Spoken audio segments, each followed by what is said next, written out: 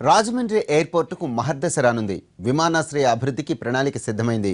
Boeing విమానాల రాకపోకలకు తగ్గట్లుగానే runway పెంచడంతో పాటు ఫ్లైట్స్ పార్కింగ్ కోసం ఏర్పాటు చేస్తున్నారు. కేంద్ర విమానయాన శాఖ నిధుల కేటాయింపుతో విస్తరణ పనులు జోరందుకుంటున్నాయి.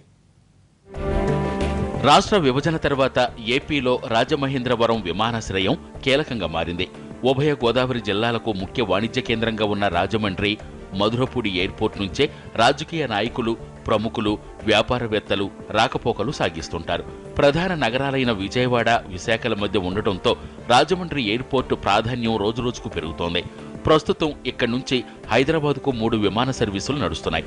ఒకప్పుడు చిన్న టెర్మినల్గా కొనసాగిన రాజమండ్రి ఎయిర్పోర్టు 2 ఏళ్ల నుంచి జాతీయ స్థాయి సౌకర్యాలతో కూడిన ఎయిర్పోర్టుగా ప్రయాణికుల మన్ననలు పొందుతోంది.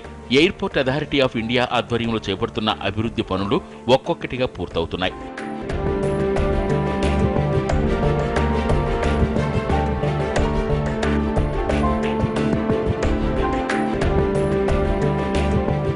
రాజమండ్రి ఎయిర్పోర్టును మరింత విస్తరించేందుకు చర్యలు మొదలయ్యాయి.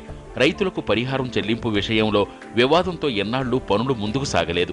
ఇప్పుడు విమానయాన శాఖ 171 కోట్ల రూపాయల నిధులు విడుదల చేయడంతో అడ్డంకులు తొలగిపోయాయి. విస్తరణలో భాగంగా ఎయిర్పోర్ట్ ఏఫ్రాన్లో 4 చిన్న విమానాలు పార్కింగ్ చేసేలా చర్యలు చేపడుతున్నారు. నైట్ ల్యాండింగ్ ఎయిర్పోర్టు ప్రాధాన్యాన్ని పెంచింది. అన్ని అనుకున్నట్టు పూర్తయితే త్వరలోనే రాజమండ్రికి బోయింగ్ విమానాల రాకపోకలు ప్రారంభం కానున్నాయి. బెంగళూరు, చెన్నై, ముంబై, కోల్కతాలకు కూడా విమాన సౌకర్యం కల్పించనున్నట్లు అధికారులు, ప్రజాప్రతినిధులు తెలిపారు.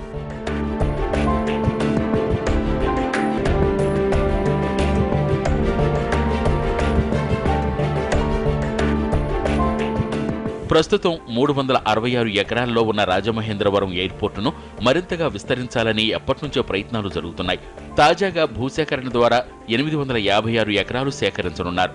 ఇప్పుడున్న రన్వే సుమారు 1800 మీటర్లు కాగా దాన్ని 3200 మీటర్లకు విస్తరించనున్నారు. దీనికోసం మధురపూడి చుట్టుపక్కల సుమారు 450 ఎకరాల భూమిని సేకరించనున్నారు.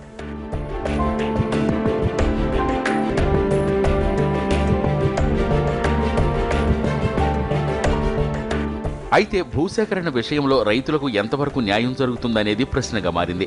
ఎయిర్పోర్టు సమీపంలోని పొలాలు ఇప్పటికే ఎకరం ₹1 కోటి పైగా పలుకుతున్న నేపథ్యంలో ప్రభుత్వం మార్కెట్ రేటు ప్రకారం పరిహారం ఇవ్వాలని రైతులు డిమాండ్ చేస్తున్నారు.